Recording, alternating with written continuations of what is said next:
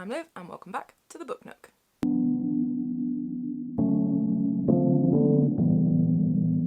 Hey guys, so I don't mind admitting that I'm struggling a bit at the minute. Not really feeling it, but I mean, life. Should really not to have chocolate before filming because then I get like a claggy throat. Nobody wants a claggy throat. I think I am getting to the stage of this latest lockdown where I'm really missing people, particularly my godson. I don't think that's a surprise to anyone who's been paying attention. You know, he's starting to like talk now and he's turning into like his own little person even more, and I'm missing it, and I'm really struggling with not seeing him and his parents and just spending time with them. And you know, having had a job and then been starting to make friends and then lost that job, it's sort of, you know, staying in contact with people. Also struggling with like looking for another job now. You know, back when before I got the last job and I was looking and I applied and it was like, okay, I applied for some jobs and I got interviews for 2 of them and I got both of them and that was cool. But now I'm back in that place where I'm like, oh, I can't do any of these jobs and I'm not good enough, I'm not experienced enough, I don't have the qualifications, I don't know what I'm doing, and the added kind of stressor of having, you know, applied for universal credit and all of that and having to do these things, those self-saboteur type thoughts of like, okay, you don't think you can do it, just don't apply. Don't really apply at the moment because I gotta do it. So, suffice to say, I'm struggling a little bit. I'm not 100% feeling it, but I was like, you know what? I said that last time I think I filmed a video, that sometimes when I'm really not feeling it and I don't really want to do one of these videos, doing it and actually sort of faking it till I make it does actually help. So that's what I'm doing today, and I figured what I would do is a general January wrap-up, and I'm impressed that I managed to say that and not trip over me G's and me J's. Because at the moment we are in winter book hibernation, so all of the books that I'm reading for that can be wrapped up as its own little thing. So I thought I would do as speedy as I can, because I don't want this to be too long a video, a little wrap-up of all the books I've read thus far this year. So here we go, first things first. The whole first book of the year thing, every year I tell myself, not going to let it stress me, not going to get in my head about it, it's just a fucking book, it's just a year, doesn't matter. And every year I do get in my head about it and think, oh, I have to choose the right book, I have to choose the right book for the first book of 2021, the first book of the year. But I am happy to say this year I did Susanna Clarke's Piranesi. I bloody loved it. I don't know why, but when this one came out, it wasn't fully on my radar. I kind of dismissed it. I think because I've never read, is it Jonathan Strange and Mr. Norrell, or Jonathan Norrell and Mr. Strange? I don't know, there's Norrells and Stranges. I've never read that book and I've heard mixed things about it and I've never quite wanted to read it. I think I kind of unfairly dismissed this one as like, oh, it's by that author of that book and I'm not really bothered. But my mate was reading it and it was also half price in Waterstones just before the new lockdown, so I thought, sod it. And it is about Piranesi, this man who is in this kind of cavernous maze of like halls, very reminiscent of like minotaurs and labyrinths and things like that, and he's exploring this world, and there's this other guy who seems to be there sometimes and not other times, but Piranesi's like, well, this is all there is of the world, and it's exploring how he got there. And I just found it so captivating and beautiful, and talking about sort of memory and belonging and who we are and how much memory makes us, and this kind of fantastical magical reality of it as well. I just found absolutely enthralling, and the prose was beautiful, and there's something about this book that I think is going to stay with me for a little while. And I think I'm not a huge rereader, and I haven't, if I'm honest, I don't think I've reread a book in a long time, but I feel like this is one that I am going to go back to and reread, at least maybe even this year, who can say. Basically, I loved this book. For the first book of the year to be this good, hot out the gates, a real good start to sort of reading, having been in a bit of a slump at the end of last year, was just what I needed. I didn't give it a full 5 stars. I'm still on the fence about like star ratings and things like that. It wasn't like a perfect read for me. There were some things that I sort of thought were missing, particularly towards the end. But, you know, if we're giving it stars, 4.5 stars, I bloody loved it, and I really recommend this one. Then I read Luster by Raven Leilani. Now, this is one that's been going all over the socials at the moment, been getting rave reviews. I'm putting it down because I've got cramp in my thumb. And I want to start off by saying I really enjoyed Luster and I would thoroughly recommend it.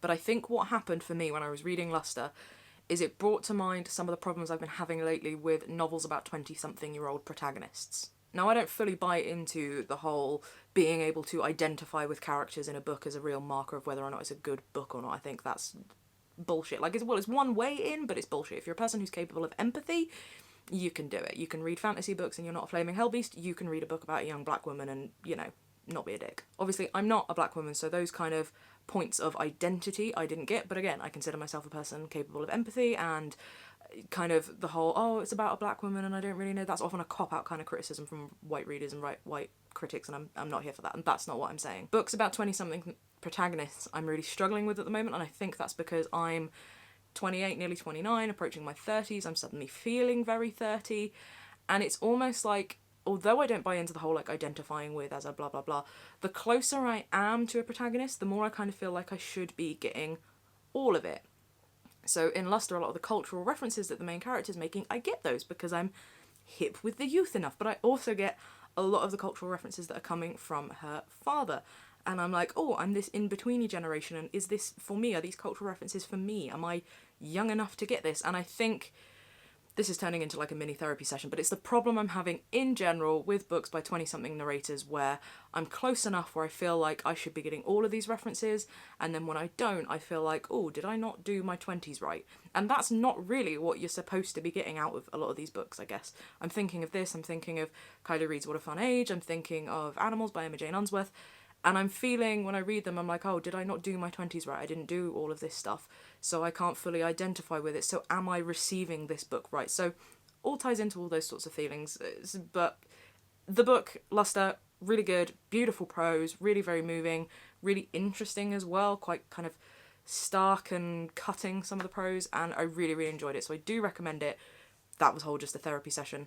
Sorry about that. Next up, I read Strata by Terry Pratchett. Now, this was written I just bent the cover. It's fine.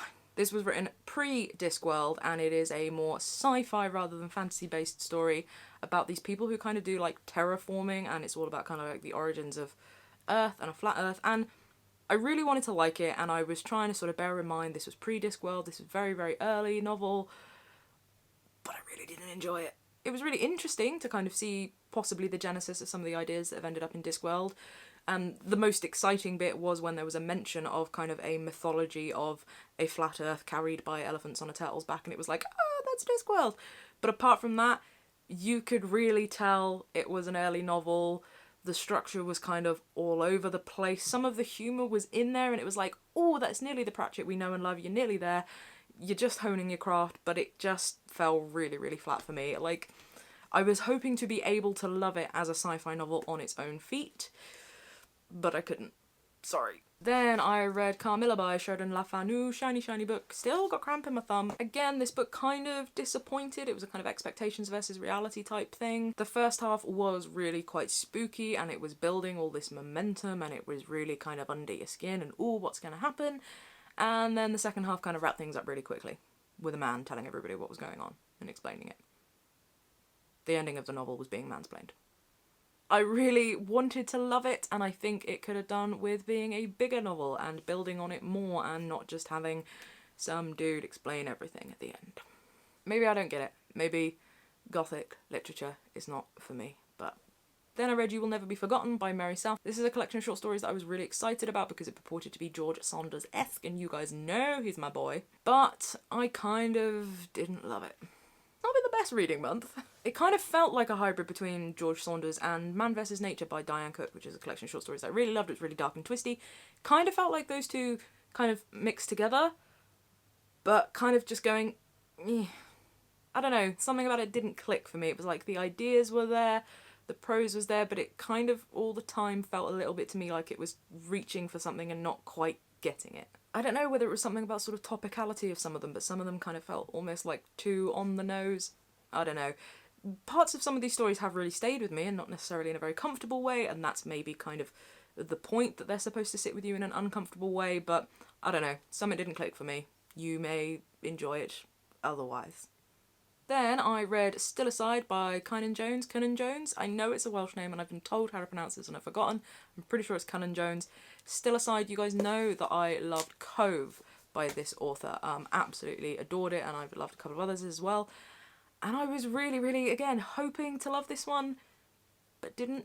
For me, this novel, again, it was like the gem of an idea, and I know it was written as a kind of series of pieces for Radio 4, and you can kind of tell this disjointed nature, and you know I love a fragmented narrative, but it didn't feel like it cohered together as well as it needed to. The narrative that kind of bookended it at the front and the back was really solid, and I kind of wanted more of that, and I wanted those other narratives that were in the middle to have more links than they did. Maybe me being dense and maybe I've missed the links, but I feel like this would have been a better novel if it was a bigger novel and there was more room to explore a lot of these ideas. The world building was kind of almost there, but I kept on getting lost because it was kind of this assumption that I knew more than I did, which I've spoken about before can be a really difficult balance to strike. But the assumption that the reader knows more than they do can be backed up the longer a book is, because you give them that information without being obvious about giving them the information, and then they feel more solid about what they do and don't know, and that didn't really come off with this one. So if this was a bigger novel, more room to explore, more room for the characters, more room for the kind of interlocking, interweaving threads, I'd be here for it. I may well listen to the Radio 4 readings of it though and see if that gives me something different, and you may enjoy it. It was still beautifully written, don't get me wrong, I mean his writing is just mwah, but something didn't fully click. I think that's my kind of buzzword for this month. Something didn't fully click. Next up, I've got a stack of graphic novels here, which I read for Cozy Reading Night, which I had a real fun time with. First up was Flake by Matthew Dooley. Now this won an award, which I've already forgotten. I think I did this in the last video, but basically it's about an ice cream van man who has inherited his father's business, but he's got like a half brother who is also an ice cream man, and he's kind of like a little bit mafiosa, and it was just really funny. It won an award for comedy, I just can't remember the name of it.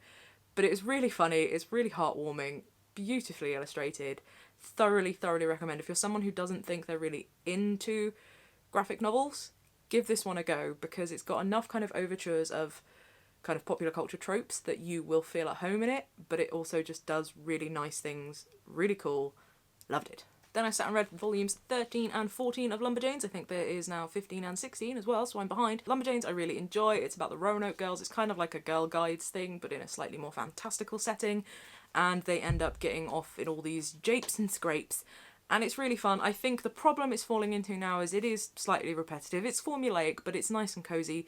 But some of them aren't giving me quite as much kind of joy as maybe some of the early ones. But I'm going to keep going because I love them. And finally, and I mean finally, Giant Days, volumes 13 and 14, the last two volumes.